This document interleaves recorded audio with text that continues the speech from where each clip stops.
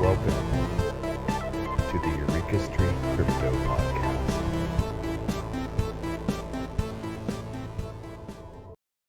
Good morning, everybody. I'm Eureka John, and you're at Eureka Street Crypto, broadcasting live from Leander, Texas. It is 5:46 in the morning, and it is, April 6th, 2022, and you're on episode number 442 of Eureka Street Crypto. This is my morning video blog, brain dump, whatever you want to call it. This is my time to sit here and educate myself and talk about crypto before my workday starts. And I've been doing this since October 24th, 2020. And I've learned a lot in the past couple of years, and I continue learning. And yeah, man, I'm a student for life. That's just what it is. It's how it goes. It's how it rolls, man. All right. So none of this is financial advice. None of this is even really educational advice, because you're watching me learn, and I guess you're learning along with me. This says I'm not shilling anything. I talk about things I like. I don't know if I'd be called shilling, because I think shilling is like kind of derives from the act of putting somebody that works for the circus in the audience of the circus to try to cheer and garner crowd engagement, even and act enthusiastic to try to get the crowd to follow suit. Even though that they work for the circus and they're paid to do so. So that's kind of the base definition of what a shill is, just in case you didn't know. So anyway, let's see here. Let's go to the CoinGecko. And let me pull this up. Let me get this little live screen down, and let me get this screen over here. Okay. All right. So we're in business. Okay. So let me make it a little more readable for those of you who are watching. For those of you who are listening, you're going to have a little better audio. So, all right. So CoinGecko, let's take a look and let's refresh. So Bitcoin is sitting at $45,278.68. Ethereum is at $3,341.46. Everything has been kind of sitting at a steady little place for the past week. It looks like everything's kind of gone down a little bit in the past 24 hours. The only real gainers in the past week that I see here are Solana, up 10% in the past week, 122.88. Terra up 4.7%, 113.91. The Doge up 7.8%. To 15.5. Let's see here. Anything else? We have Near Protocol up 14.3%. I'm pretty bullish on Near. I've invested in Near, I guess about a month ago, starting with Flow Science's interview about the CannaDAO and his whole CannaDAO and cannabis genome system is built upon the Near Protocol. And he kind of explained why, and after that I was pretty bullish on Near. And let's see here, it uses a special kind of sharding network, sharding, not sharting. and it kind of takes what Zilliqa has done, and Vitalik Buterin has talked about with sharding that he wants to bring into Ethereum, and Near Protocol has brought it to fruition. Using a special different type of sharding protocol. I believe it's called Nightshade or something. They give all these names. They have the Doom Slug as well, the Doom Slug consensus system and the Near Protocol. So, yeah, they're getting a little creative with those names, man. That's why I love the crypto space. People come in with their handles, their Discord handles, and they come into like serious investor meetings and strategy meetings, and with names like Frog Monkey, and Nutella Licka is a guy that I interviewed. He's the founder of the Tokal Project. I know now he's talking about the creamy hazelnut spread that you put on like French bread and stuff. That's really good. But it could have been these nuts, Licka these nuts, Nutella Licka. Let's I don't know. I just, I'm not your chart guy. Convex Finance is doing well. Zilliqa is actually doing really well. Speak of the devil, man. It's up 36.9%. In just a couple days, it was up 80%. I did have myself invested in Zilliqa, I guess over a year ago, and I sold all of it off at some point because I thought that sharding had been kind of, I don't know. I just didn't see Zilliqa really. I mean, I made Kumrar step down. Sharding had been taken on by Near Protocol with some different tweaks to it. I don't know why Zilliqa price has shot up the way it has, but I sold mine off, and I made good money off of it too, though. So I can't complain. So you can't sit there and cry over spilled milk. No, sir. I've been listening to an interview by Stani, can't remember his last name, on Bankless, and Aave has been doing a lot of big stuff lately. Version 3.0 is out. They've been doing a lot of what they call porting. They're not really bridges per se, in that they lock up and then mint on another chain, but Aave has really been expanding out to lots of different chains, and I think that's really good for it. They're not going to get blockbuster, that's for sure. They are going to be really bringing in the multi-chain space to DeFi. There's a lot of amazing things happening on Aave as far as becoming a multi-chain DeFi system. And one important point that they brought up that I thought was extremely important is that Aave... what was it? Yes, is that okay? Most of the retail bridges going from one chain to another, or from layer 1 to layer 2, here in the near future, won't be mostly used by retail investors. I use bridges. I use Hop Protocol. I've used Seller Network. Several others. Like I don't know, but I've used a lot of different types of Synapse bridges to get things, from from Ethereum to Avalanche, from Avalanche to Polygon, just all these cross-chain bridges. Because if you don't know, different layer 1 blockchains don't really play nice with each other, and they don't really speak well to each other. If you want to earn interest on one blockchain, but you have another type of token on another chain, you can't earn cross-chain interest. Well, with Aave, I think that you will start being able to do things like that. So you could have collateral on one chain and earn interest on another chain, and it will be super easy. But in the past, I've used a lot of bridges, and they were mainly for retail investors wanting to go try out, for instance, you have a bunch of Avalanche tokens sitting over here, but you want to go try out some DeFi dApp on Arbitrum. And so you have to find a way to take that Avalanche, convert it to USDC or something on Avalanche, and then you have to be able to move it over to Arbitrum, and you use those bridges to do so. Well, bridges, as we've seen with the Ronin bridge hack, have seemed to be this kind of little point of vulnerability, smart contract vulnerability that can be hacked. The Ronin hack was $600 million, and like I said a couple episodes ago, the hack, the Ethereum hack, the original DAO hack back in like 2016, I believe, was for $60 million. Now we have hacks for $600 million, and people barely bat an eye. And back then it was world changing. So just think about that, how much we've come in this space.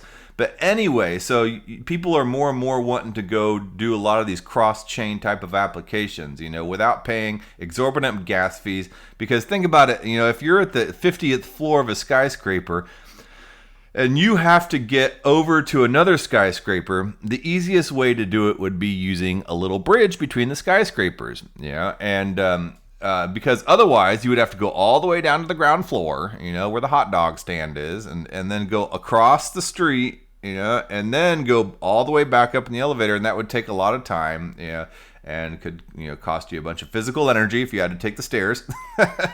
So that you don't have to do that with bridges. And Ethereum is expensive. It would take multi-transactions, but with a bridge, it just takes one transaction and you're done. And voila, you have made the cross to the bridge. And so that's the purpose of bridges. they've been used a lot by people like me who like to fiddle around with stuff. I like to learn levers and pulleys of different projects and how things work, and I've used bridges for that purpose. But now Aave is coming in, and they are using they're using their portal system and creating a multi-chain environment. So this is a DeFi protocol they're using their own proprietary bridges, but I can also, from this example, see a bunch of other types of DeFi protocols like Compound, and Urine Finance and stuff like that, possibly in the future. I'm just speculation here. I'm not saying anything, but using bridges as their DeFi protocols and as part of their system in the composability of it. Composability is using one protocol to help your protocol. And so it's just the putting together the Lego pieces of all these different protocols.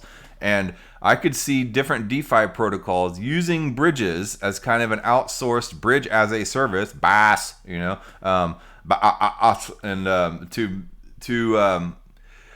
use that as part of their service. So a lot of the bridge activity and a lot of the transaction fees, if you were to have invested in bridge projects, or say Hop Protocol comes out with a token and you hold the Hop token and stuff like that, I think a lot of the bridge activity will be done by these DeFi protocols.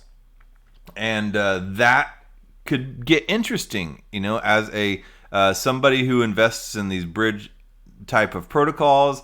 I don't know, or if you invest in DeFi protocols or whatever. I mean, I say this too as well. Ethereum layer 1 in the future might become more of a settlement layer where most of our actual normal Joe Schmo, cool guy activity that we do, me and you, will be on layer 2 solutions, and it will be on alternate blockchains, such as like Phantom and Avalanche and stuff like that. It won't necessarily be on Ethereum Layer 1 because Ethereum Layer 1 is expensive.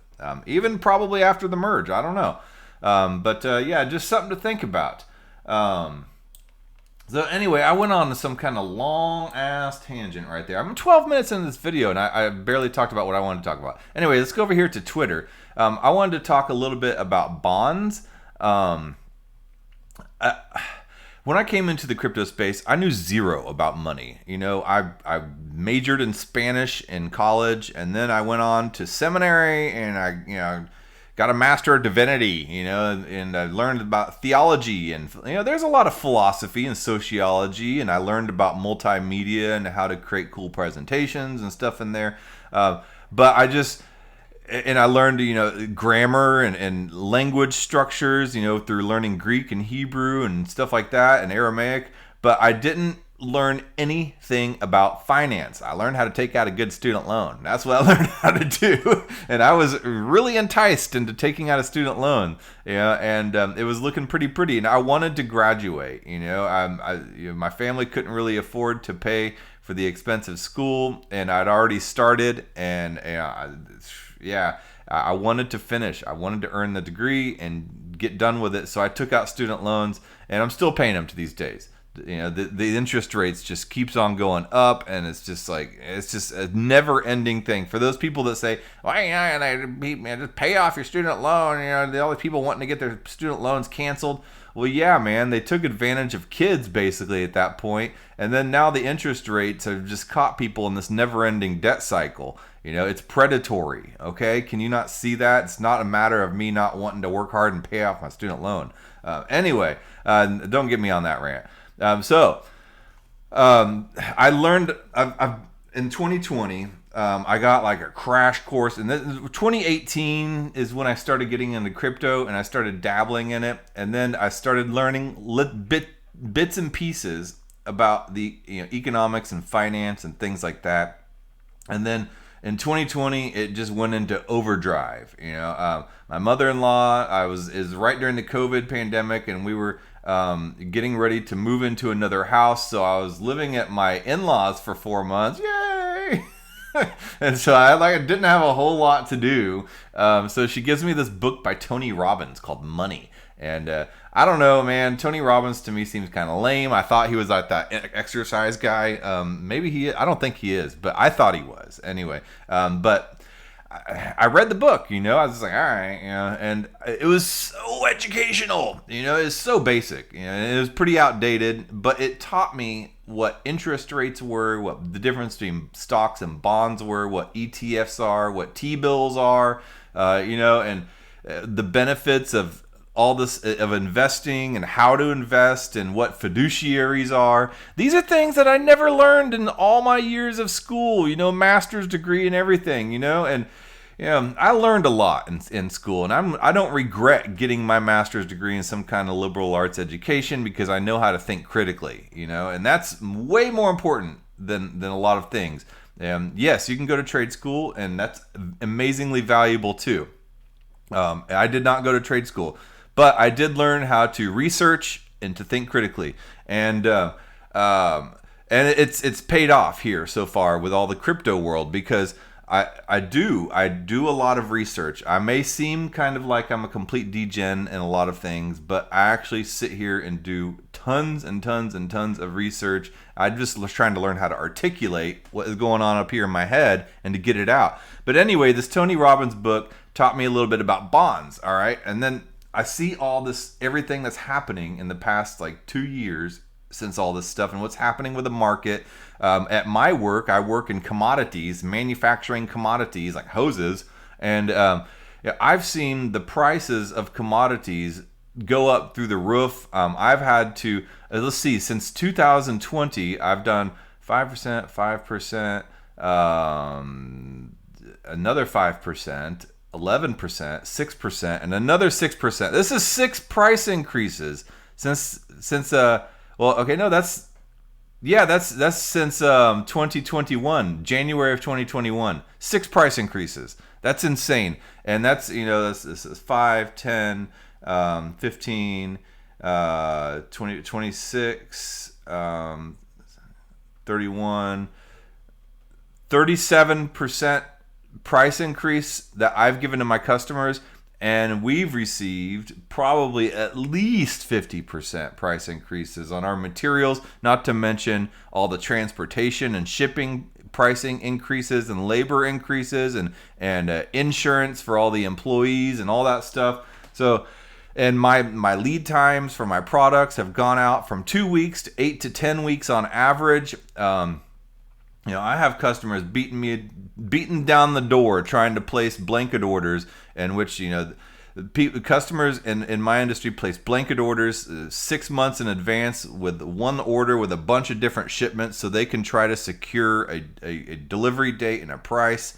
And it's in ways kind of a future, and when you invest in futures, you're investing and you're buying now for a fixed price later on in the date, and you gamble on that because the price could be lower or could be higher. Well, that's kind of what blanket orders are, except we're not honoring the price on the blanket orders. We are trying to honor the date, and that's even becoming harder and harder with the supply chain breakup. So as you can see, there's been a lot of changes. And I'm so glad that I read that Tony Robbins book called Money, because it told me the basics. And then I'm also glad that I found Crypto Twitter, because I learned a lot of the basics. So here's a tweet by Preston Pish, and he is a Bitcoiner. He is a Bitcoiner, he loves that Bitcoin. Ooh, I love that Bitcoin. So anyway, he sits here and posts a picture called "And the Sell-Off in Bonds Resumes." And so here's a picture of a bunch of bonds, and there's a lot of bonds being sold off. Yep, that's a lot of bonds, and that curve goes up. That definitely goes up. And I'm like, what does this mean? Does this mean like bonds are a place where people feel secure? Like old people buy bonds, because they don't want they want to secure the value of their money, store of value. That is what Bitcoin is. And a lot of people hadn't really seen Bitcoin as a store of value in the mainstream world, because they don't see any problem with the dollar. You get a T-bill, you get a bond, safe and secure. So anyway, here's a little thread about that type of stuff, and Bitcoin DCA and Bitcoin does a little thread on the basics of bonds, so I think I might go ahead and share this with you. So anyway, yesterday the 2 to 10 year yesterday the 2 to 10 year yield curve inverted for the first time since 2019. You've heard of yield curves, but what are they and what does their inversion actually mean? And more importantly, who cares? Let's get down to the basics and simplify, because I care now. And now that I will follow Coinbits, DCA into Bitcoin. So anyway, I care now because I've seen I've done pretty well, relatively speaking, I guess, in the crypto market. And I've learned how to use a lot of these financial instruments. I'm not an accredited investor, but I know how to. I accept the risks of a lot of the stuff, and I know how to use a lot of this stuff now because of the ability to research. So, okay, first, some definitions. Bond equals the loan given to a borrower, which is the government in this case. So you as a person are issuing a loan to the government from an investor, the lender, which is you. Governments issue bonds, meaning they sell them. The government sells the bonds. Investors buy the bonds, meaning they lend the government money. So in exchange for you giving the government money, they give you a bond, which a bond is an agreement. It's a covenant. It's a promise. So that and the maturity is the date at which the loan must be repaid to the lender. All right, that is the maturity date. And am I mature? Anyway, yield, okay, aka the coupon or the rate. Okay, so the interest rate the borrower has to pay the investor, aka the government paying you, in return, or the large corporation, in return for the risk they're taking by loaning out the money. So you wouldn't normally think that me loaning money to the government would be risky, and that's where a lot of people feel safe in bonds, rather than speculative stocks and all the volatile stock market, and especially the crypto market. Oh my God, yeah. But it's safe. Bonds are safe. Oh. Yeah, just take the easy, safe way. Enjoy that yield. Enjoy the store of value. So anyway, bonds are a way to quantify the risk the lender is. Let's see here. Yield is a way to quantify the risk the lender is taking. Higher risk means higher yield, i.e., return for the lender. So if you take a higher risk, you get a higher yield. You get more money. All right. So for government bonds, yields should go up based on a few things logically. 1, the risk of default, i.e. the borrower not paying it back. Okay. 2, inflation expectations, how much less valuable the future repayments will be. So yeah, if inflation goes up and you were expected to receive $500 that month, but really, inflation went up by let's say 7.9%, like it's been right now, then your $500 will be worth 7.9% less. What's 7.9% of $500? I don't know, but I know like 10% is like $50. Yeah, like $50 maybe. Okay, so it's close enough. So it's like $50 less, all right, or $40 something less you'll receive. All right. Anyway, and if you're dealing with a lot of money, that's a lot of money. All right. So anyway. And then, so yield should go based on another thing, the cost of holding the bond versus any other investment. All right, so what does it cost you to hold the bond, and for as long as you'll be out that money? Does that cost you something? All right, okay. So the longer the duration of the bond, the higher its expected return. Investors should be compensated based on how long it takes to get their money back. Inversely, the shorter the duration of the bond, the lower its yield, normally because it's lower risk to the borrower. So if you give the government money and it's just like 2 weeks, and the government, all right, we'll give you, I don't know, a 0.5%, 0.5, 1%, for giving it to us for 2 weeks. We were in a pinch, we needed that, and then 2 weeks later, you made 1% off of $500, which is like $5, right? All right, but if the government is like, we need this for like 10 years, we'll give you 15%, and that's a lot of money, for that. But you're out that $500 for 10 years. Now, of course, these numbers are way off, but all right. So further, bond price rise with increased demand to lend, which brings yields down. Okay, so bond price increase with increased demand to lend brings yields down. All right, so the more people that want to buy bonds, it brings the yield prices down. And so the government in this case is selling you the bonds, and it's a seller's market, and they're like, we don't have to pay you so much because we have all these other people that want to buy these bonds. Since there are more willing lenders, borrowers don't have to pay as high of a premium. All right, so the bond price low with less demand to lend, so yield increases to entice investors to lend as there are willing lenders. So if people are feeling secure in the market's less volatile. There's not a whole lot of demand to put your money into stuff that's safe and secure because you're willing to take more risks. So the yield increases. The government or large corporations are like, hey, where'd you guys go? Come on, here, we'll up it by 2%. Here, I'll make it 7% instead of 5%. Come on. Give us some money and we'll give you our bond notes.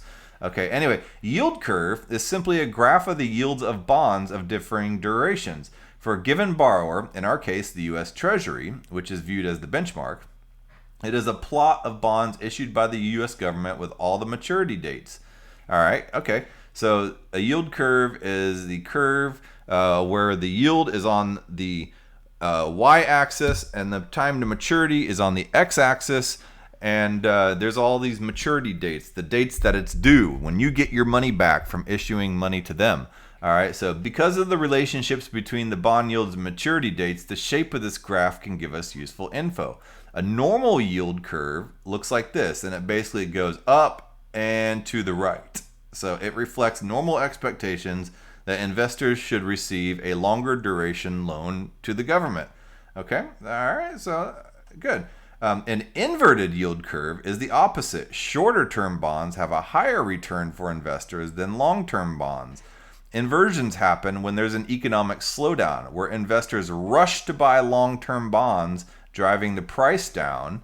When there's a lot of demand, bond price goes down, the yield rate, in fear of recession. So people are rushing to try to put their money into something that is stable. So what? Okay, so back to today. In a normal economy, we would expect the 10-year yield to be higher than the 2-year yield. Okay, right? Because that's what happens. You put your money in for longer, you get more money back. This is what inverted yesterday, a sign of an economic slowdown. And so remember, bond yields are an indicator of the cost of borrowing. So let's look at this little graph here. Does this show me anything? So it looks like these are the rates, the 3-year 2.62. So a short-term loan is giving you higher yield. Wow. Okay.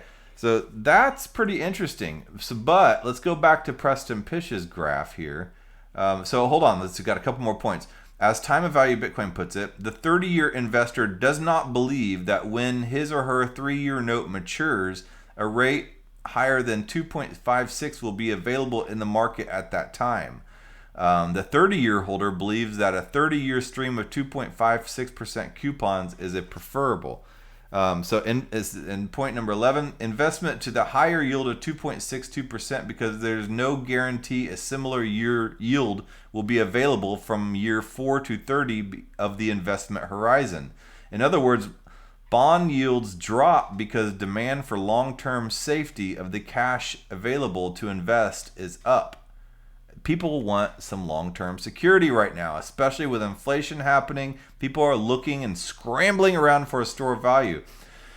And now you have a framework for making sense of bond yield curves and the general message its shape sends. All right, so there's the basics on a bond yield curve and what that means. So there's my alarm. Okay. Let's go back to this curve here, this big bond sell-off. So there right now is a big bond sell-off. This means people are losing faith in bonds. So even though people were scrambling and bonds got inverted to buy bonds, people are now selling them off because they don't have faith in this stuff. What does this mean for Bitcoin? Well, this means a lot of people are probably moving their stuff to Bitcoin. They're looking for anything else besides the U.S. dollar because the U.S. dollar, they don't have any trust in the U.S. government. They don't have any trust in the U.S. dollar. So no big deal. Just the negative real yields in American history, trying to push somewhere remotely close to reality and still failing miserably. Probably nothing. Then all these memes. I see no problem here. Trust is lost in the dollar. This won't stop unless the Fed does. YCC. That is just robbing Peter to pay Paul. Death of the portfolio. 60-40 portfolio in 2021. 2022, death of the inverted yield curve as a recession indicator, because when those yields invert, that is what indicates a recession. However, that does not necessarily mean anything right now anymore with Bitcoin in the picture and people just getting out of the bond market altogether. So at first we had an inverted yield curve in 2021, and now in 2022 we have a huge bond sell-off. So we have the death of this inverted yield curve as an indicator of a recession. So it's probably going to mean the dollar is just crashing. So there's one more thread here, but I'm way out of time. There's a really good thread here by Vishal Daryani. That those who are new to bonds would enjoy this simple primer to understand why they've been selling off. And this here, right here, this thread, and I won't go through this one here. I will follow this guy too. Simplifying the complex financial world. Work smart, play hard. They need to bring financial education into school, like primary school, elementary, middle school, high school. All right. The bond market is in a difficult place. With rampant inflation and interest rates on the rise, you will likely start seeing a lot of headlines on how monetary policy will affect bond prices. Investing in markets without understanding bonds is like eating soup with a fork. Okay, so debt is money that is owed by one party to another. The borrowing party will borrow the money with the condition that they will pay it back at a future date, usually with interest, right? Bonds are debt instruments that are commonly used by governments and corporations to raise capital. The borrower will issue a bond, and a bank or other institution will lend the capital to the borrower with an obligation to be paid the full amount plus an interest at a later date. The main components of bonds are 1. Face value, known as the par value. This is the value that the bondholder will receive at maturity. And then the coupon rate. This is the annual rate of interest payable on the bond. It's the payment you get for it. Coupons are generally paid semi-annually. Then the maturity date, the date at which the money loaned will be returned. Longer maturities generally pay off at higher interest rates. All right, we went through that in the previous thread. So face value is $1,000. The coupon is 4% that you get in the payments, semi-annually, biannually, or whatever. And then maturity is 20 years. Bank purchased the bond and pays the issuer $1,000 today. In return, they will receive coupon payments amounting to $40 every year for 20 years. At maturity, the bank will receive the face value of $1,000. Okay. The example assumes a fixed coupon rate. Coupon rates will not change during the entire lifetime of the bond. Many bonds provide variable or floating interest rates. The coupon rate will adjust according to benchmark rates. If interest rates rise, so will the coupon payments. So a lot of these have adjustable floating interest. Coupon rates, basically your payment from that you get for buying the bond. So bonds versus stocks. With common stocks, you own equity in a company and will receive any dividends paid by the company. With corporate bonds, you do not own any equity. You receive only the principal and the interest, regardless of how the share price of the company moves. So you don't have a say-so. You don't get to sit at shareholder meetings with bonds, but it's basically your loan to them. For stocks, you own the equity in the company. You own a piece of it, piece of the pie. So anyway, risks. Bonds are like any other investment in that they carry risks. There's the credit default risk. The company may fail to make timely payments of interest or principal. This is why creditworthiness of the company is an important consideration. Normally the government and huge corporations like Apple and Amazon and stuff, you wouldn't really think is like major credit risk. But as you can see, the government here is getting a little risky. So interest rate risk and bond prices. Interest rates and bond prices have an inverse relationship. And when interest rates fall, bond prices go up. Okay? And then when interest rates rise, bond prices fall. Okay, so that's what we explained earlier. When they want to bring you in to sell you the bonds, they raise the interest rate to try to entice you to buy those bonds. Like, hey, come on, step right up, come over here, I'll increase it. Hey, we'll throw in an extra 2%. All right, yeah. So why is there an inverse relationship? If interest rates rise, new bonds will be issued with higher coupon rates. So existing bonds that have lower coupon rates will be less attractive and will decline in price. Inflation risk. Investors who buy bonds are committed to receiving a rate of return for the time that the bond is held. As inflation increases, the real rate of the return from the bond will decrease. Current real rates for most bonds are significantly negative, and especially with this inflation that we've had. So here's what the SEC has to say about interest rate risks. They say,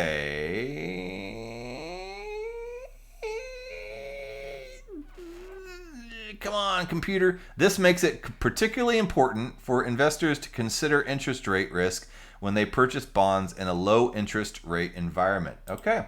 So, yeah, that's what the SEC has to say, the Securities and Exchange Commission. And here's the depiction of the historically low interest rate environment that we are in right now. So here's where interest rates were then. That was the interest rate for people to buy bonds. And then now it's very, very low. So we are not really, it's not a good time to buy a bond right now. Interest rates are super low. So when they increase interest rates, that should increase people's reason to buy a bond. And a lot of times when the government or companies need money, they increase interest rates, right? So all while inflation is hitting levels we haven't seen in over 40 years. Inflation is being exacerbated by geopolitical tensions and supply chain breakages that are unlikely to resolve soon. And as I described in my commodity job, where we make and manufacture hose and sell it as a commodity, I've seen costs just go through the roof, and it's not going to change anytime soon. I can definitely speak to that and attest to that. I don't see it changing anytime soon. I'm dishing out another increase here on May 1st. So let me make sure I have this right. Investors who buy bonds are committing to receiving a rate of return for the time the bond is sold. As inflation increases, the real rate of return from the bonds will decrease. Okay, all right, cool. I think I got that right. So correct me if I'm wrong, and I'm sure people will. So all while inflation is hitting levels that we haven't seen in 40 years, inflation is being exacerbated by geopolitical tensions and supply chain breakages that are unlikely to resolve soon. So credit ratings. A corporate credit rating assesses a company's creditworthiness, which shows investors the likelihood of a company defaulting on its debt obligations. There are three main rating agencies. There's Moody's, Standard & Poor's, the S&P, the old S&P, and then Fitch. All right. I've heard of two of these. I've never heard of Fitch, whatever, but who am I? So highest rated investments should have the lowest default risk, right? But also should provide the lowest return. Junk grade bonds have a higher default risk, but should provide a higher return due to elevated risk. All right. So if you invest in risky crap, you probably, you can make a high return, but you might get wrecked. You're less likely to get wrecked if you invest in the, supposedly in the government, right? Why is this relevant now? Many companies with poor creditworthiness have been able to take advantage of the low interest rate environment to finance their operations without having to make heavy interest payments. So companies will pull out loans to build their business, and they're taking advantage of these low interest rates right now. As rates rise, this could spell trouble for companies that are highly indebted, have a low cash balance, and have low to no profitability. Roughly 20% of companies in the U.S. are zombie firms, meaning that they pay more debt in debt servicing costs than they make in profit. So a lot of these companies are too busy trying to pay back their loans, while they're sitting there smiling at the customer. Everything's great, yeah. But they're pulling out more loans to try to pay back these other loans, so robbing Peter to pay Paul, or whatever. And it's not sustainable. This is a lot worse than the 2008 housing market. That's all I can say. So look at this graph here. The U.S. share of zombie firms, people that are upside down on debts. So when interest rates rise, the interest payments rise, putting zombie firms in a difficult position to pay off their debt. Default risk may increase significantly for companies with weaker credit ratings, and there are a lot of them. The secondary market. Bonds don't need to be bought directly from the issuer and held to maturity. Investors can trade bonds with other investors in what's called the secondary market. One of the most common ways to get exposure to bonds is by buying a bond ETF on exchange. So you can buy these bonds and buy this debt, and you get to trade it and pass it back and forth. Just kind of reminds me of throwing a steak to a bunch of dogs and everybody's fighting over it. So bonds are starting to break. Let's look at some bond ETFs exchange traded funds. It's like a bundle of bonds, all packaged together in a nice little neat package, and with a little interest rate on it. So let's look at some bond ETFs to see how the previously mentioned risks are starting to get priced in. Here is a investment grade corporate bond ETF. Called Liquid, or LQD, or whatever. And then here's a high yield corporate bond ETF, and the investment grade one's in the green. Okay. And then the high yield one's in the red. The blue line denotes November 30th, 2021. All right, right here, this blue line. And that's November 30th, 2021, the day that the Fed adopted a more hawkish tone and decided to retire the word transitory when referring to inflation. Because they kept on saying, oh, yeah, this is transitory. This is just temporary. Yeah, it'll pass. Yeah, sure, mind your own business. Go on, nothing to see here. And on November 30th, 2021, they said, we're just going to go ahead and take this word transitory out of here. It's okay if you rubberneck a little bit and watch and slow down traffic because there is something going on here. And so as you can see from the graph is going way down right now. So it only took a few weeks for these ETFs to start grinding down as it became accepted that inflation will likely persist at elevated levels and that interest rates will be on the rise. All right. So bonds have been in a bull market for 40 years as seen by falling yields and increasing bond prices. While most investors see bonds as a safe haven and an investment that has worked for decades, the risks today are incredibly elevated. Bond ETFs are starting to break in the face of what seems to be an inevitable rise in interest rates and an elevated inflation that will likely get worse with global crises such as the Russia invasion of Ukraine and continued lockdowns and supply chain disruptions from the pandemic. It is likely that these risks haven't been fully priced into bonds, and more pain is likely to hit this asset class in the coming months. So interest rates are going to rise. They're going to try to get people to buy back into bonds. But as you can see from Preston Pish's thing, people aren't buying those bonds. So interest rates are going to go really high probably because people are selling off their bonds instead of buying bonds because people are buying Bitcoin instead because the dollar is no longer a good store of value. And you have a major recipe for disaster there. So,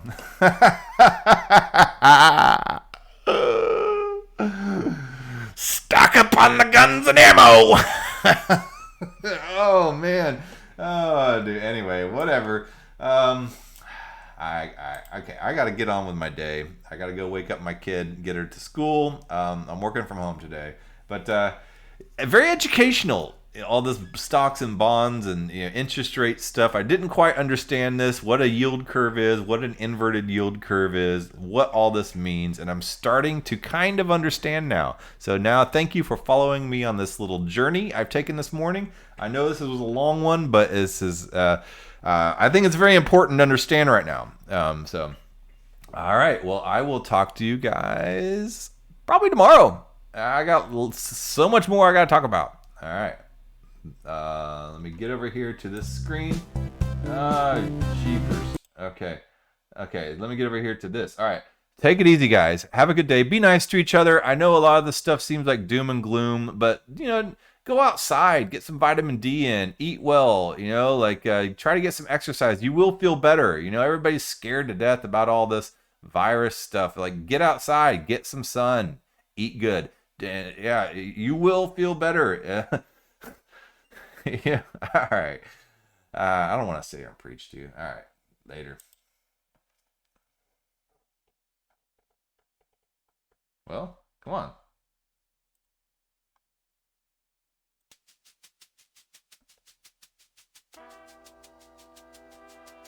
Thank you for making it to the end of this program. If you actually like this content, give a thumbs up. And if you want to hear more, just hit the subscribe button. I'm available on YouTube, Odyssey, and BitChute, and on all the major podcasting platforms in audio version. Spotify specifically. If you would like to follow and leave a review, that would help a lot. I am also available on Twitter at EurekaJohn1. That's EUREKA John, JOHN, and the number 1. My DMs are always open. Feel free to shoot me a message. Thanks again.